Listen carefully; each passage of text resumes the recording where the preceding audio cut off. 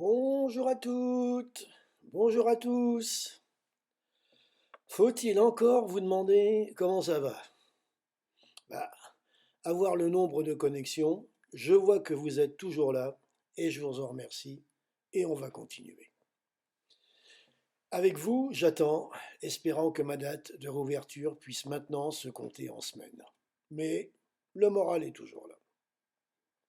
Et puis avant de vous parler du sujet du jour, je voudrais vous informer que demain, dimanche, vous pourrez voir ou revoir un documentaire projeté dans mes salles dans le cadre de Cinexpo.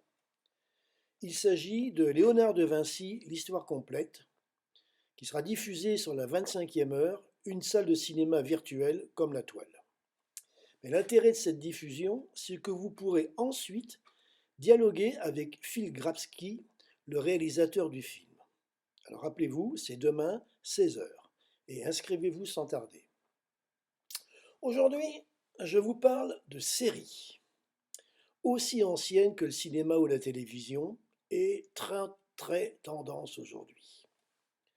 De Yannick Aimé ou Belphégor, pour les plus anciens, à En Thérapie ou Le Jeu de la Dame, en passant par Vidocq ou Dallas, les séries ont toujours occupé une très grande place dans le paysage audiovisuel et avec des sujets très divers. Je vais me contenter aujourd'hui de vous parler de deux séries originales dans le sens où elles sont à la base de deux grands succès. La première, c'est House of Cards. Mais la première version, diffusée sur la BBC fin 1990 et qui inspirera plus tard la version américaine. Le pitch, c'est Bienvenue à Londres, au palais de Westminster. Et là, une éminence grise, Francis Hapworth, est le chef d'un groupe conservateur à la Chambre des communes. D'une loyauté à toute épreuve au chef des Tories, il masque une ambition acharnée. Un énième échec à décrocher un portefeuille ministériel va l'entraîner dans mille et une machinations pour gagner Downing Street. Écoute illicite, délit d'initié, manipulation d'une journaliste, il n'a peur de rien. Son cynisme et sa fourberie n'ont aucune limite. C'est Richard III, version XXe siècle. Du grand art. Et c'est en 3 saisons de 4 épisodes chacune. Et là, c'est quand la fiction dépasse la réalité. La seconde série, elle aussi, a inspiré les scénaristes américains de Homeland. Il s'agit d'Atoufim, série israélienne diffusée de 2010 à 2012.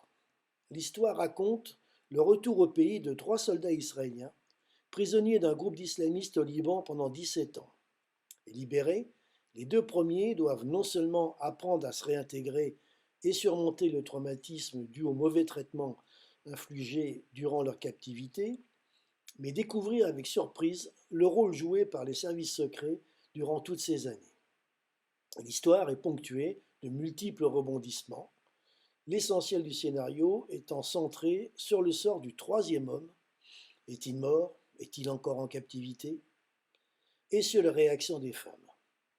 Là, c'est 2 saisons de 10 et 14 épisodes. Et ces 2 séries, bien supérieures aux copies, sont visibles sur Arte TV. À voir en attendant ma réouverture. Et bien voilà. Nous passons maintenant au jeu. Gros succès pour le film de la semaine dernière. Pas trop compliqué à avouer. Il s'agissait bien de Parasite de Bong Joon-ho. Et parmi vos très nombreuses bonnes réponses, le tirage au sort a désigné Danielle Lamure, joueuse de la première heure, qui pourra venir retirer ses 2 places dès ma réouverture. Alors du coup, cette semaine, je complique un peu, mais pas trop. Allez, c'est à vous de jouer. Et puis voilà, ce sera tout pour aujourd'hui, et on se retrouve de nouveau la semaine prochaine, si vous le voulez bien. Et en attendant, prenez bien soin de vous et portez-vous bien. Au revoir.